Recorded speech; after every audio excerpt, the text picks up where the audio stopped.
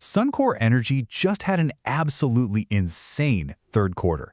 But, this isn't just about a bunch of big numbers on a page. This is a story about a company completely reinventing itself. So we're going to dig into not just what they did, but how they managed to pull it off. Okay, let's start with the sheer scale of it all. Upstream production, that's the oil they're pulling out of the ground, hit 870,000 barrels a day. Now that's not just good, that's a record. The best third quarter performance they've ever had in their entire history. And it wasn't just on the production side. Nope. Look at the refining business. They pushed through 492,000 barrels a day. And get this, that's not just a Q3 record. That is the single best quarter they have ever had, period. Then you see this number, 106%. That's their refinery utilization rate. So what does that even mean? It means their plants aren't just running at full capacity. They're basically running in overdrive, squeezing every last drop of value out of their assets more efficiently than ever. So you've got record production, record refining, and record efficiency all hitting at the exact same time. You gotta ask, right? This isn't just a lucky streak. This is clearly a deliberate plan. So how on earth did they do it? Well, it all comes down to a fundamental shift in how they operate. You can think of it as Suncor's new playbook. And at the heart of it all is one core idea: operational excellence. So what is this operational excellence buzzword, really? It's actually a pretty powerful idea. The goal is to get rid of the wild swings in performance. You want to make every part of the business super predictable and reliable. So instead of one facility doing great while another one struggles, you engineer the entire system so that everyone performs at a high level consistently. And hey, don't just take my word for it. Listen to the CEO, Rich Kruger himself. The keywords here are systematically reducing variation. This isn't about just telling people to work harder. It's about taking an engineering mindset to everything, the processes, the culture, to get those consistent results every single time.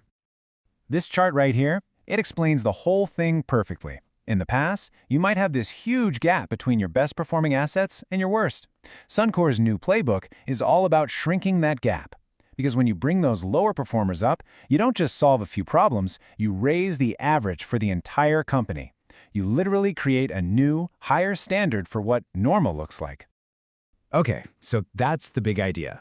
But, theory is one thing, proof is another. So let's look at how this new playbook is actually delivering real, tangible results out in the field. Just look at this. This is from their Montreal refinery. A turnaround is when they have to shut a plant down for massive maintenance. It's a huge, complex, and very expensive job. It used to take them 55 days and cost $80 million. Now, just 40 days and $62 million. That's not just a small improvement. That's a massive leap that took them from the bottom of the industry right into the top tier. And here's the really important part. They didn't cut corners on safety to get these numbers. Actually, 2025 is shaping up to be their safest year ever. It just goes to show that for them, being excellent at operations and being safe are two sides of the same coin. And this wasn't some one-off fluke in Montreal. Nope. The same discipline is being rolled out across Suncor's entire massive network. In fact, every single maintenance turnaround they did in 2025 was done cheaper and faster than ever before. Okay, so they're faster, they're more reliable, that's great. But what does all of this actually mean for the money, for the bottom line? Let's connect the dots here. This slide right here, this tells the whole story. In Q3 of this year, Suncor pulled in $3.8 billion in cash flow. And they did it with the price of oil at $65 a barrel. Okay, now look at the last time they made that same amount of cash. Oil had to be at $75. Let that sink in for a second. They are now so efficient that they can make the exact same amount of money when oil is $10 cheaper. That's a huge boost to their financial strength.